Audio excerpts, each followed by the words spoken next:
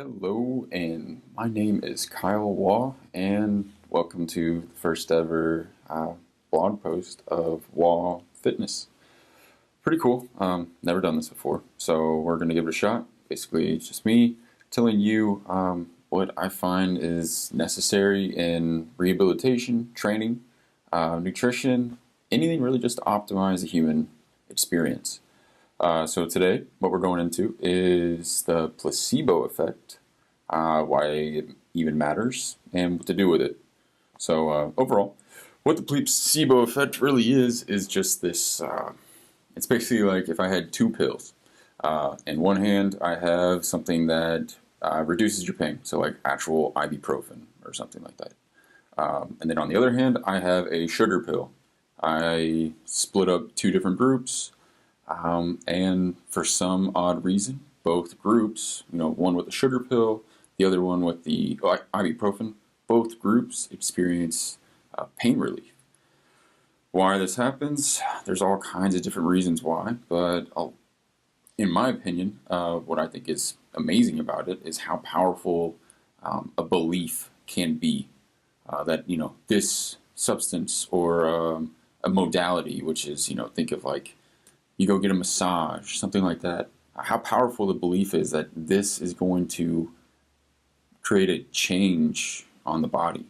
So when we kind of dive into it a little bit more, what really made me want to talk about it is I watched the Joe Rogan Experience episode 1178 with Dr. Rhonda Patrick.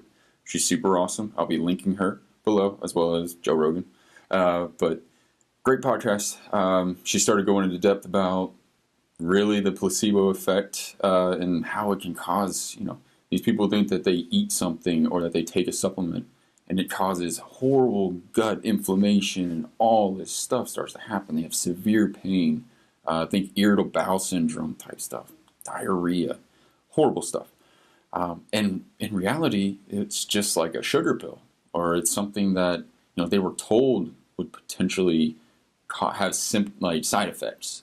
So really made me kind of dive down the rabbit hole a little bit, which I enjoy to do, just to kind of figure it out. So when we look at it like placebo effects, really, I went to PubMed. What is the placebo effect? Basically what I just told you. In a study done where basically patients who are suffering from post-operative like wound care, so they had surgery, they have, stitches, something like that, and they're trying to relieve the pain. What they did is they injected this one group with the incisions and all that. They injected it with a pain reliever, whatever the substance was, and then the other one was just a saline solution, so just salt water.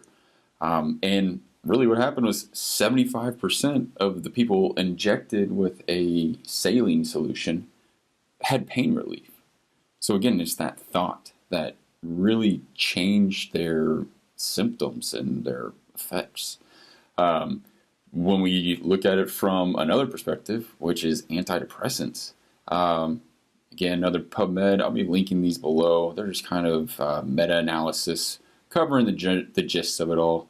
But basically, when we look at antidepressants, the placebos are actually almost, if not more effective than the actual substance that are given to people. So it's even used as a treatment for a lot of folks where, they're going to get a sugar pill. They're told it's going to help them with their, depression or something. And it doesn't have any true side effects, but yes, the belief that this thing is going to help them and solve their problems is enough for their body to make a physiological response to produce more, dopamine, whatever it is that this, pill is trying to do. So it's pretty amazing if you really think about it.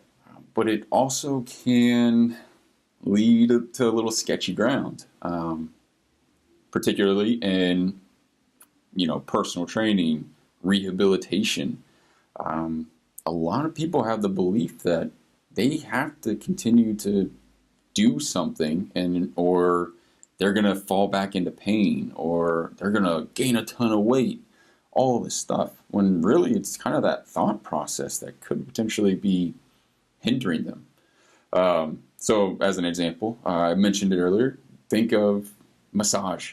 There's so many people who have their weekly, bi-weekly, monthly massage, and they think that they don't have that, that they're going to be in horrible, horrible pain.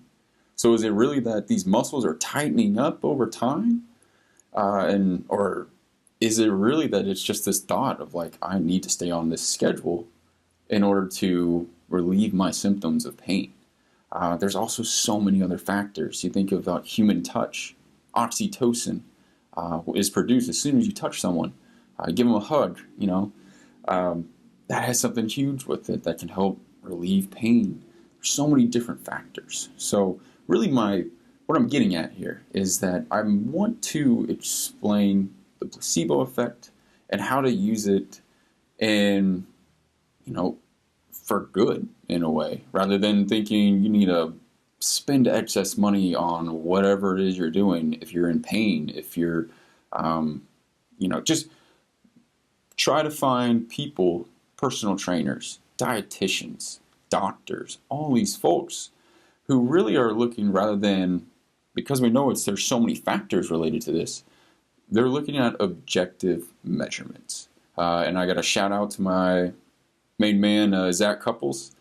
Really changed my perspective on this.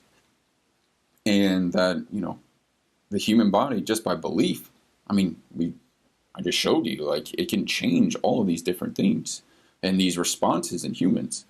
But what doesn't lie are measurements, quantitative values. Thinking, if I look at someone's shoulder and they can only go this high when they should be able to get to here, well, I can measure that. This is 130 versus 180. That is very measurable, and I can do different interventions. I can do whatever I need to do, as a trainer, as a rehab specialist, to change that. So I can get a before and then an after. Hopefully, afterwards, I get what I'm looking to do. So trying to find, healthcare in general, healthcare specialists, people who are looking to change these numeric values. They're measuring. They're trying to find something to truly help you, and that can really, they can prove it to you. They can write it on a piece of paper. Here you go. Here are your values. All of that. I think that is extremely important, especially going forward, and with all of the information that is out there on the internet today.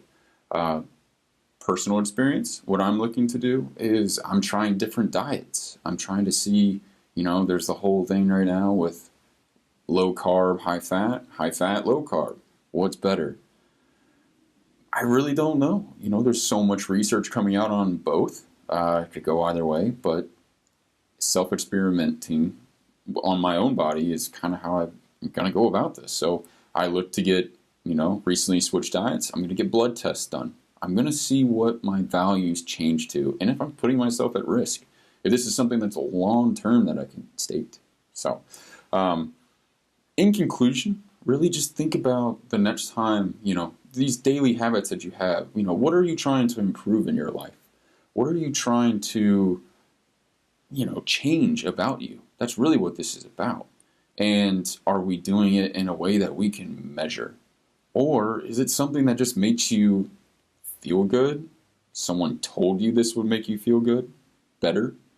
And is it really getting the job done?